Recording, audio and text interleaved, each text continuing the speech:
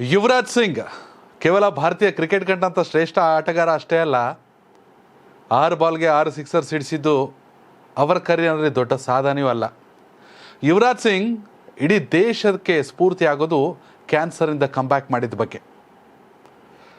Cancer ಟ್ಯೂಮರ್ನ ಹಿಡ್ಕೊಂಡು ಎದೆಯಲ್ಲಿ 2011 ವಿಶ್ವಕಪ್ನಲ್ಲಿ ಅವರು ಆಡಿದ ಆಟವನ್ನು ಕ್ರಿಕೆಟ್ ಇತಿಹಾಸ ಇರೋವರೆಗೂ ಯಾರೂ ಮರೆಯೋಕ್ಕೆ ಸಾಧ್ಯವಿಲ್ಲ. ಕ್ಯಾನ್ಸರಿಂದ ಕಂಬ್ಯಾಕ್ ಮಾಡಿದ್ರು ಫೈಟರ್.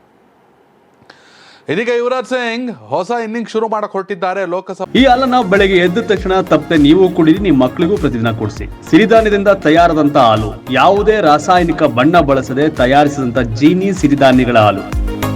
ಲೋಕಸಭಾ ಚುನಾವಣೆಯಲ್ಲಿ ಬಿಜೆಪಿ ಪಕ್ಷದ ಅಭ್ಯರ್ಥಿ ಆಗೋದಕ್ಕೆ ಅದಾಗಲೇ ಕೇಂದ್ರ ಸಚಿವ ನಿತಿನ್ ಗಡ್ಕರಿ ಅವರನ್ನು ಭೇಟಿಯಾಗಿದ್ದಾಯಿತು, ಮಾತುಕತೆಯು ನಡೆದಾಯಿತು. ಸದ್ಯ ಬರ್ತಿರೋ ಮೂಲಗಳ ಪ್ರಕಾರ ಯುವರಾಜ್ ಸಿಂಗ್ ಅಧಿಕೃತವಾಗಿ ಬಿಜೆಪಿಗೆ ಸೇರ್ಪಡೆಯಾಗೋದಷ್ಟೇ ಬಾಕಿ. ಅವರು ಸ್ಪರ್ಧಿಸೋ ಕ್ಷೇತ್ರ ಕೂಡ ಆಲ್ರೆಡಿ ನಿರ್ಧಾರ ಆಗೋಗಿದೆ. ಪಂಜಾಬ್ನ ಗುರುದಾಸ್ಪುರ ಕ್ಷೇತ್ರದಿಂದ ಬಿಜೆಪಿ ಅಭ್ಯರ್ಥಿಯಾಗಿ ಯುವರಾಜ್ ಸಿಂಗ್ ಕಣಕ್ಕಿಳಿತಾರೆ ಅನ್ನೋ ಲೆಕ್ಕಾಚಾರಗಳು. ಈ ಕ್ಷೇತ್ರದಲ್ಲಿ ಆಲ್ರೆಡಿ ಬಿಜೆಪಿ ಸಂಸದರಿದ್ದಾರೆ.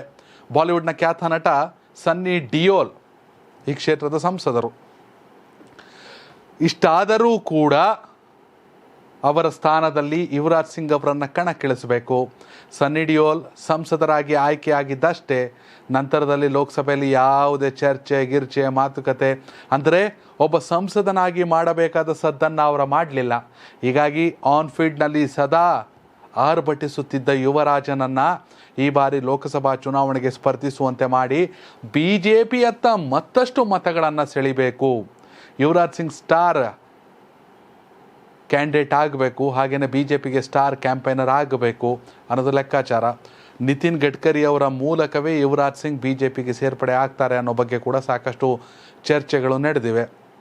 ವೀಕ್ಷಕರೇ, ಭಾರತೀಯ ಕ್ರಿಕೆಟ್ಗೆ ಯುವರಾಜ್ ಸಿಂಗ್ ಅವರ ಕೊಡುಗೆ ಅಪಾರ.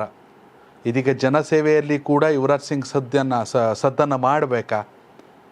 6 ಬಾಲ್ಗೆ 6 ಸಿಕ್ಸರನ್ನು ಸಿಡಿಸುವಂಥ ಕೆಪಾಸಿಟಿ ದೇಶದ ಯುವ ಜನರನ್ನು ಯಶಸ್ಸಿನತ್ತ ಕೊಂಡೊಯ್ಯುವಲ್ಲಿ ಪ್ರಮುಖ ಪಾತ್ರವನ್ನು ವಹಿಸುತ್ತಾ ಕೇವಲ ಆನ್ ಫೀಲ್ಡ್ನಲ್ಲಿ ಅಷ್ಟೇ ಇಂಪ್ರೆಸ್ ಮಾಡಿದ್ದಲ್ಲ, ಆಫ್ ದಿ ಫೀಲ್ಡ್ನಲ್ಲಿ ಅಥವಾ ರಾಜಕೀಯದ ಇನ್ನಿಂಗ್ಸ್ನಲ್ಲಿ ಕೂಡ ಯುವರಾಜ್ ಸಿಂಗ್ ಇಡೀ ದೇಶದ ಯುವ ಜನತೆಗೆ ರೋಲ್ ಮಾಡಲ್ ಆಗ್ತಾರಾ?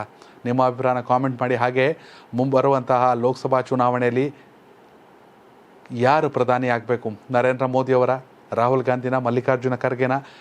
ಹಾಗೆಯೇ ಕರ್ನಾಟಕದ 28 ಲೋಕಸಭಾ ಕ್ಷೇತ್ರಗಳಲ್ಲಿ ಯಾವ ಪಕ್ಷಕ್ಕೆ ಎಷ್ಟು ಸ್ಥಾನ? ಕಾಮೆಂಟ್ ಮಾಡೋದನ್ನು ಮರಿಬೇಡಿ. ಧನ್ಯವಾದಗಳು.